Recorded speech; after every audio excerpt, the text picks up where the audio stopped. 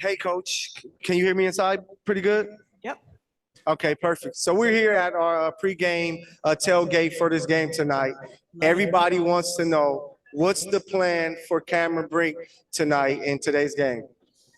Well, we're thrilled to have her back, and I'm incredibly proud of her. She's on a minutes restriction, so don't come being angry with me when she doesn't play as much as you'd like.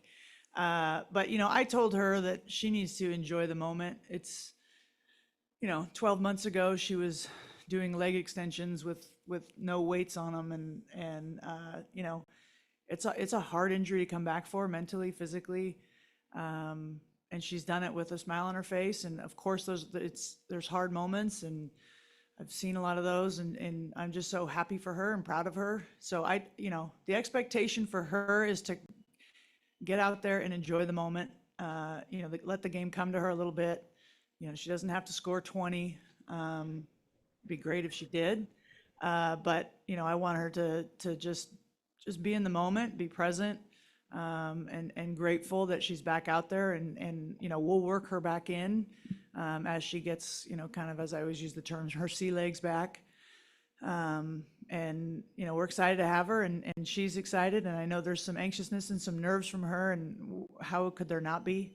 But it's good for her to be doing this at home, in front of this crowd that all love her, and so do we. So we're proud of her and excited, and obviously from an X's and O's standpoint, bringing her defense into our rotation is going to be really critical as we enter in the second half here.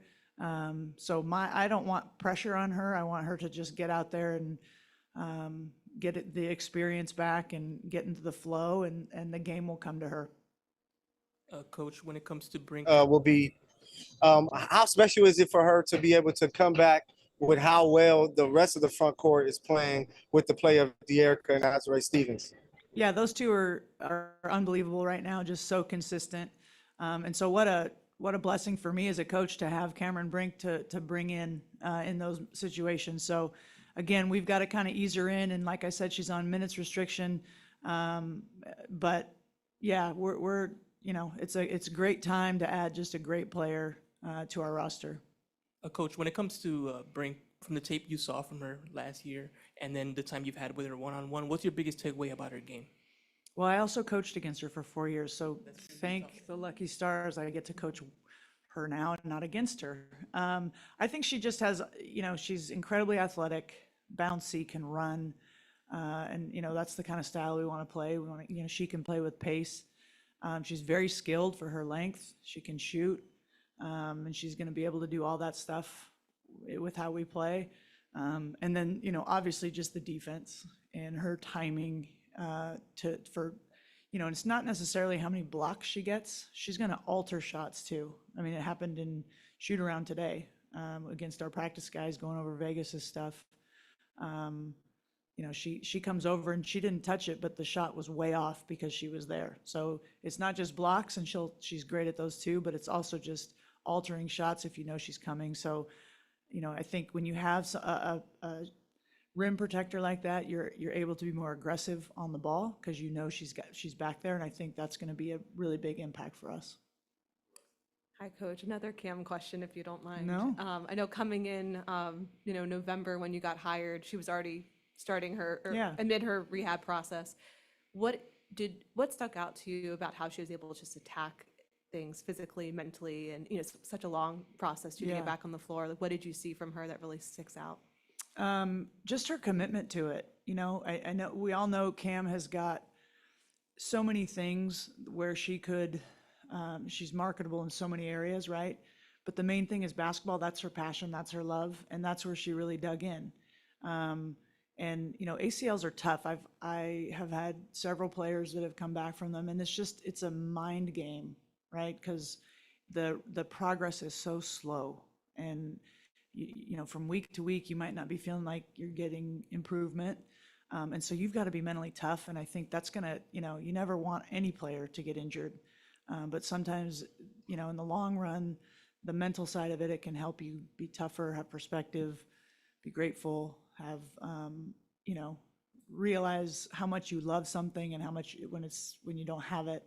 And so that's what I saw from her, just a perspective and just the consistency, because that, we have to give a shout out to our medical staff too. They've been unbelievable, and the commitment to her, the care for her, it's 24/7 support. And so, Cam put the work in, but she had an unbelievable support system around her, and those guys deserve a lot of credit too. John W. Davis with the Southern California News Group. Coach, some people say the best way to predict the future is to just go ahead and make it happen. So I went to channel Eric a little bit. I like that. Anyway, thank you. What does this team have to do to keep this streak going against the Aces and win this game and not have a 6-game winning streak? What do you have to do? I think we have to continue doing what we're doing in terms of playing with pace, sharing the ball. We know we have our hands full tonight. Vegas is very, very dangerous. They're experienced. They have championship experience. They're well coached. So it's not like we just think it's going to happen because we really want it to. We've got to be really good defensively, keep them off the free throw line. I think we've got to defend the 3-point line. The games where they're, to me, especially dangerous is when they're hitting those threes. And of course, they've got Asia, who's just, so dominant. So we've got our hands full defensively. Offensively, I think we have to be us. No matter what they do, whatever pick and roll coverage they're in, whatever they're doing, we have to continue to play with pace and share the ball and make those reads. And I think they're starting to, we're figuring it out. And the evidence is in our offensive numbers, and now we just got to really hone in on the defensive side. Hi there. I'm interested in Rickea Jackson and looking at where she came from college, a mid-range shooter, to being on fire from the 3-point line, especially in that first quarter against New York. What have you had to change about her game in your system? I don't think I've changed anything. I think what we try to do, and I think, it's been effective, is teach. Like what the why behind, we'd rather have you take a 3 than a pull-up. Now, is a pull-up a bad shot for Rickea? No, she knows she can take those. But I think she's understanding that her athleticism and length, when she gets in the paint going downhill, go get an and one. She's so good when she gets momentum going downhill. And is the pull-up a good option? Yeah. Is it better to get an and one? Of course, the math's there, right? And her 3 looks really good. I think her footwork has improved. But I give her all the credit for being willing to be open to it and be coachable. And I'm really, really proud of her. And for me, it's a luxury to have such a 1-2 punch on the perimeter with Kelsey and her. It's tough. And, I'm proud of Rickea, and I'm just been really impressed with her in the last month or so, just her improvement, even though, I don't think she had to change her game, but she's figuring it out. And I think she's seeing the benefits of that. Hey, Coach. Hi.